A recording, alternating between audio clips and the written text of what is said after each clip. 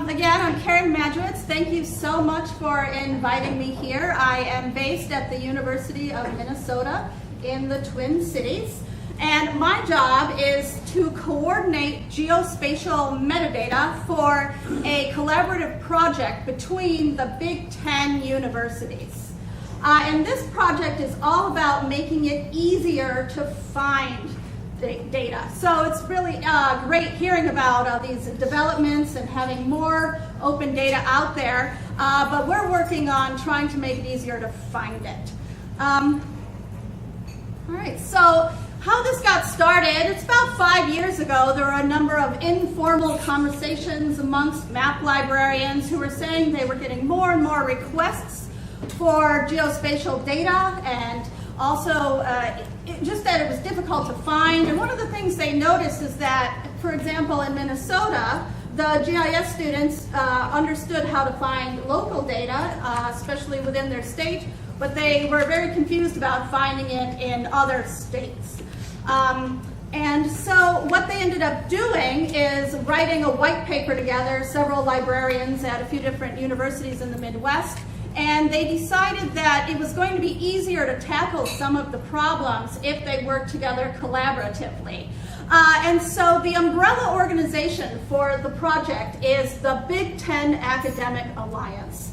Before I go on, do any of you follow college sports? You probably know the Big Ten Athletic League. But they also have a collaboration for academics and for library projects as well. All right, so here's a map. You might also know that there's more than 10 universities in the Big Ten. And these are all the states that have universities that are part of the Big Ten. And there's only, not all of them are participating in our project yet, but there are 10 different universities who are all collaborating together to create this project. So our main goal, as I said, is access and discovery, and we have three main outcomes at this point.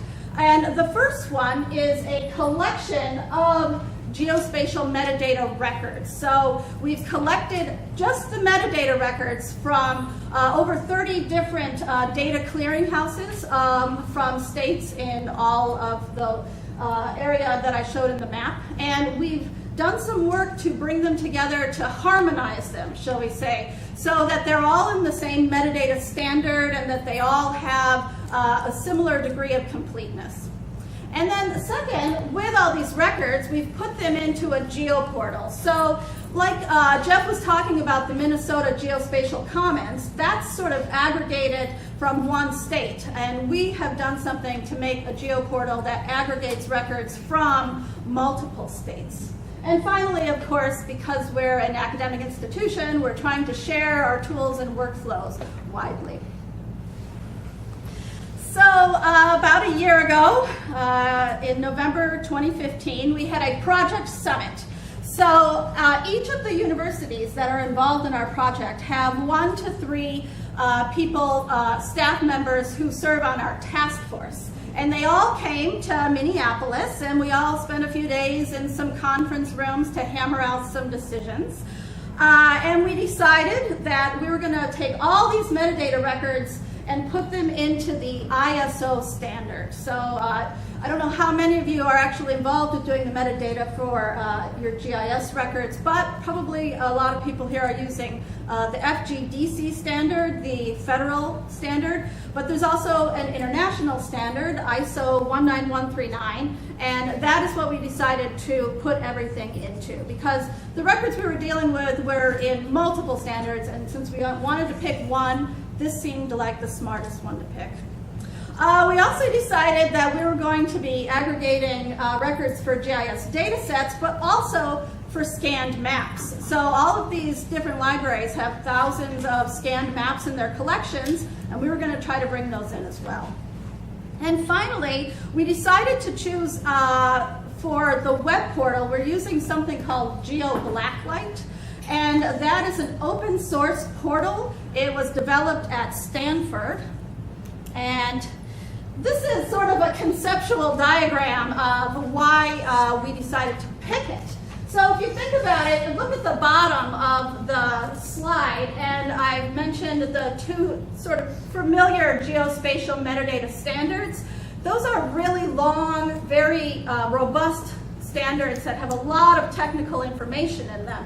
And that information is probably going to be useful to a small amount of the public.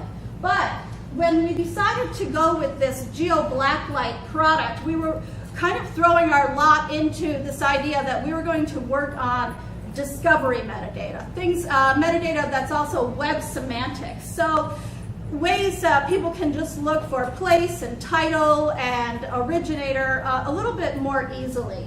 And if you think about that, it's sort of like helping students search for records a little bit more easier. For example, if you try to tell a student to just use Google to find shape files, they're probably not going to be very successful. So after the summit, we all kind of patted ourselves on the back, and we were like, oh, that went really great. We made all these decisions, and we kind of went home, and well, I went back to my office and shut my door, and I realized, okay, we made these decisions, but now we have some pretty serious obstacles to overcome. How are we going to actually make this happen? So as the metadata coordinator, part of my job was to design a workflow that would work for everyone. And so we have 20 task force members, 10 different institutions, 8 states, so they're all very remote, but even more challenging is that the skill sets of the people involved in this project were kind of all over the place. We had catalogers, and we had tenured map librarians, and we had brand new GIS specialists. So the map librarians, a lot of them had never opened GIS desktop software before, and the GIS specialists, some of them really hadn't given much more than a passing thought to metadata. So we were talking about processing thousands of records together, but it seemed like we all had different skill sets. So what we ended up doing was developing more of a crisscrossing workflow. So I'll briefly go through it. So the way we get started is that the task force members in the different states, they go out and they talk to their local GIS clearinghouse or county GIS officers or their map librarians, and they collect metadata records. So all we're looking for here are those XML metadata records, or perhaps there's some kind of way that we can do an online harvest of the records. And then they send them to me, basically. We have staffing at the University of Minnesota that's devoted to just the technical aspects of this project. So we're doing some of the more nitty-gritty, and so the transition part. So we, if the records need to be transformed to ISO, we do that there. We do batch additions of template metadata, and sometimes there are a few clearinghouses out there that don't do any metadata at all. So we have to maybe create some of it and add a little bit of information. One of the things that you might not think about is that each county might have a data set and they call it roads. But if we're bringing them all together and we have 20 different data sets called roads, we have to do a little bit of extra to make sure people can differentiate what those things are.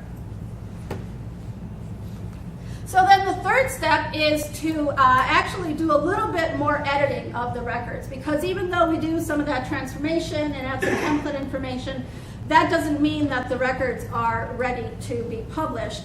And so we found some online metadata editors. So things where you can just log in online and go through different form fields to fill in some information, stuff like the link, because a lot of metadata records don't include a link back to the resource. Other things, keywords, different things like that. And then we publish the records, and there's two places we actually publish them. One is the portal, the Geoportal, which I'll show in a little bit, and the other is something called OpenGeoMetadata, which is a big collection of public records just in straight XML form.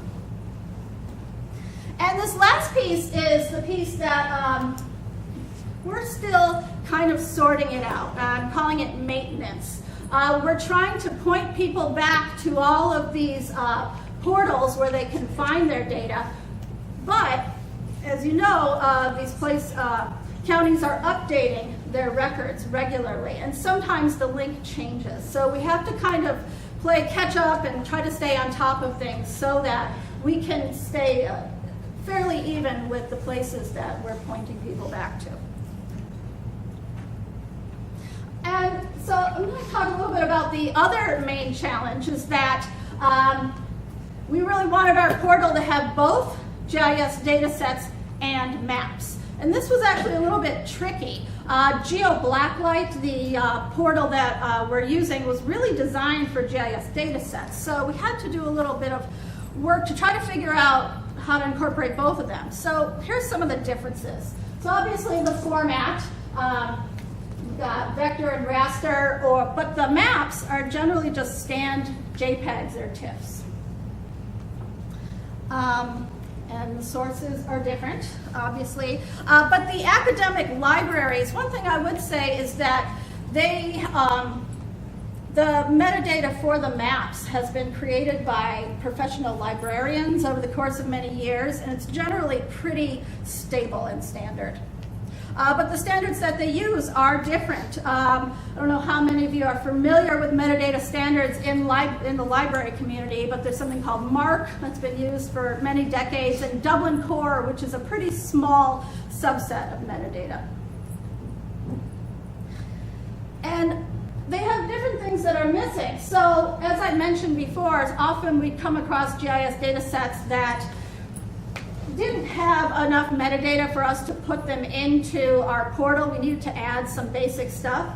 But the main problem with the maps is that a lot of times they don't have any bounding box coordinates. And if we're trying to put them into this spatial search engine, we have to assign some kind of spatial information to them.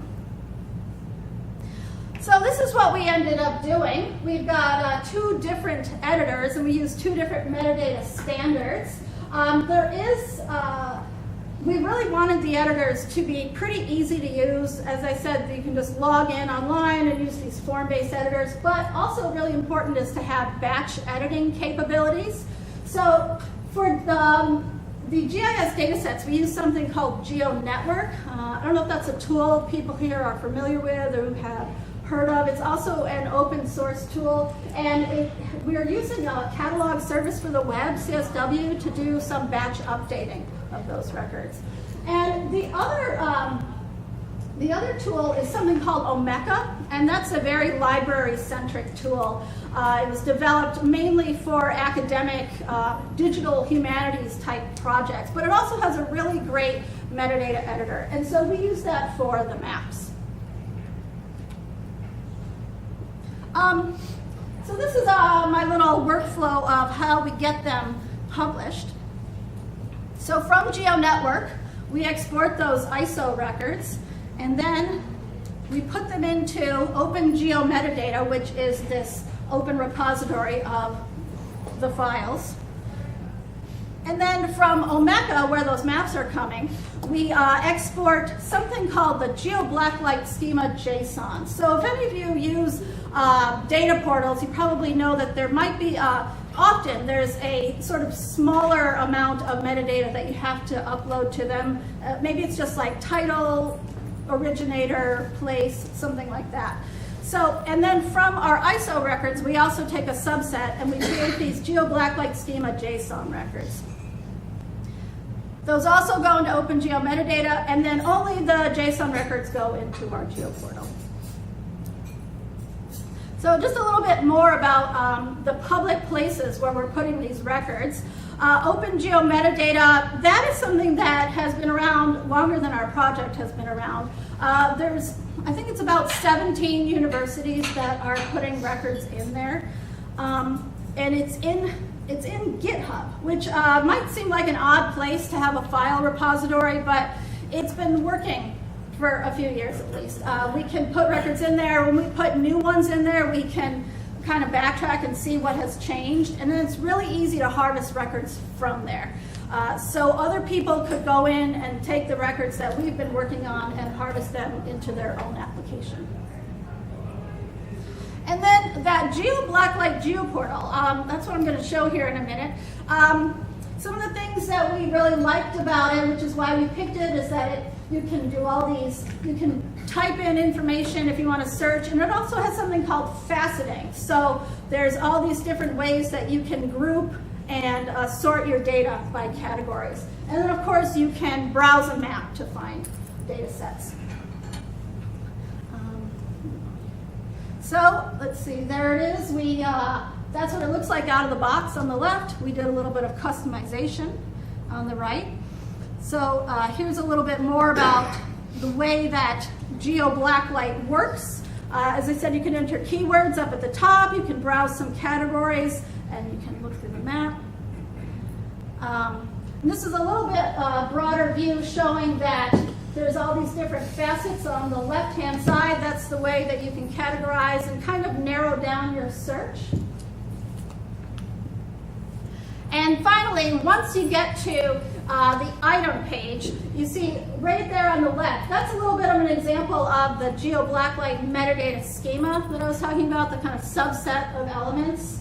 And we also, if you have a web service, we can preview it right here, and you can click on it and see some of the different attributes. And one of the things that I really wanted to make sure we were clear about with this portal is to let people understand that we're just pointing you back to the source. There are other portals out there that I've seen where I don't think that's very clear, and it seems as if the portal itself is where all the data is stored, but that's not the case. We're really just pointing people. So I wanted to make sure that it made sense, that more details you go right back to the source clearinghouse, but you can also, you can download files through here. It's not, as I said, we're not storing the files, we're just pulling it from the source data set. So this is where we're up to as of now. We have about 3,500 records, and we've pulled from 30 different clearinghouses or libraries, 30 different places. Most of what we've got right now are GIS data sets, but we're starting to put more and more of the maps in. So let's see if I can make this work.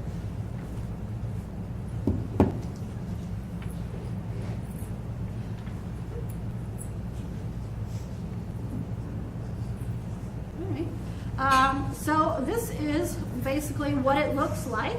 One of the things, so if I want to get started, I can just do an asterisk and look for things this way.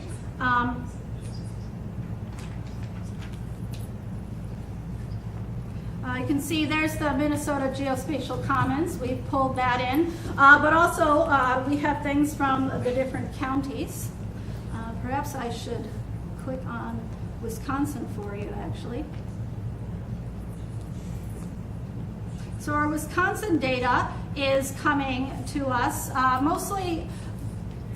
We've got some of the open county data sets that Jamie and AJ have worked to pull together. Sorry about that. And so this, we don't have a web service attached to this one, and it just shows the bounding box. And here's a link back to the site. And then you can download the shapefile here, a little bit more information on the metadata. Sorry.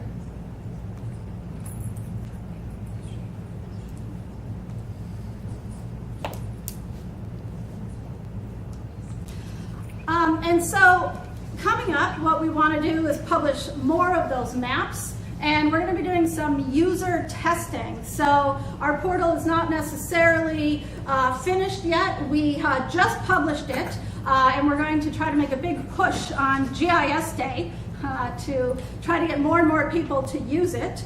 And of course, we'd like more institutions from the Big Ten. We have 10 right now, and there's 4 more that we're currently courting. And so I'm going to be at Minnesota Minnesota GIS LIS next week, presenting on this again. But if anybody has any questions at this point, please let me know. So we're really, probably your data sets, we're going to be putting the metadata records in there and hopefully getting more people to find it and to use it.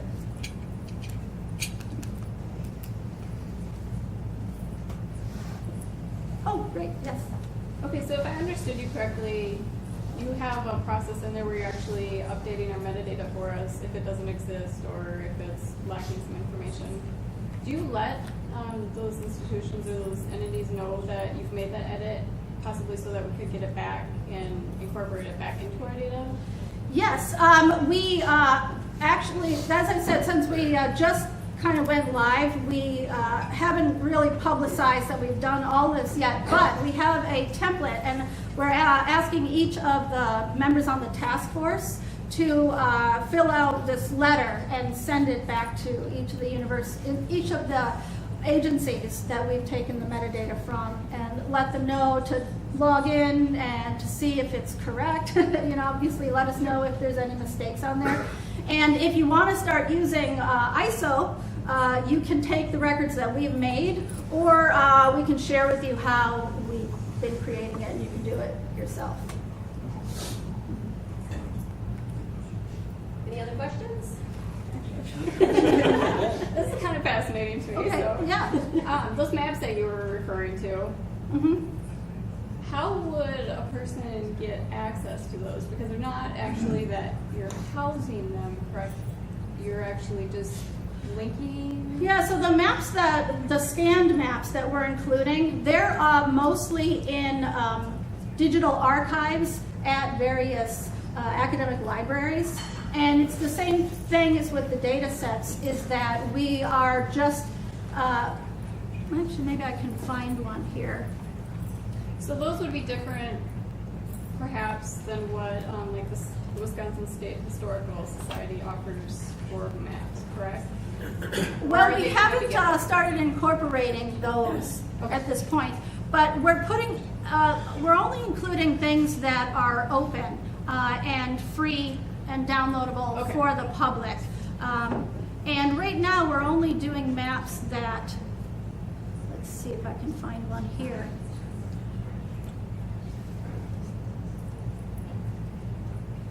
Data type. So here's a few. And if the image is hostable, we'll put it into this IIIF with a leaflet viewer so that people can actually just look at it through our portal, kind of browse it. And then if they would like to download it, they can either download it right here with this button, or they can click this and go to our library website and download it that way. So the model is really the same as the data sets. Like, here is the map. Maybe it's a preview if you've got some kind of a web service integrated, and if you'd like it, go back to the site and download it. Does that make sense? Mm-hmm. Okay, these to all kinds of more questions, but I'll say this. Yeah, question? All right, question. We have an open data portal. Is that being pushed into this? Like an Esri Open Data Portal? Yeah. Well, if one of our task force members submits it, then I can go to the Esri Open Data Portal and harvest the metadata, because they make it pretty easy to do that. I don't know if there's like a JSON file that you can just pull it all down, and so we can then put that in there. It's not automatic necessarily, but Oh, okay. yeah. So I wasn't sure if you're we're saying crawling the interwebs to find open data. Oh, each yeah. state. I mean, conceivably, I guess we could do that if we had a lot of time, but right now what we're trying to do is sort of curate the process and do it one by one. There's another project at the University of Minnesota that's working with sort of images, and they're doing something similar to that, where they're just going out and crawling and pulling things from a few different places without much check on it, and they've got like 500,000 images. what we're doing is a much more curated process of bringing stuff in only when they've sent the records to us. Jamie and I are human crawling your website, actually. Yes. There's stuff up there, but we modify it to make sure it's standard for the state, and then they modify it to make sure it's good for 10 states. So,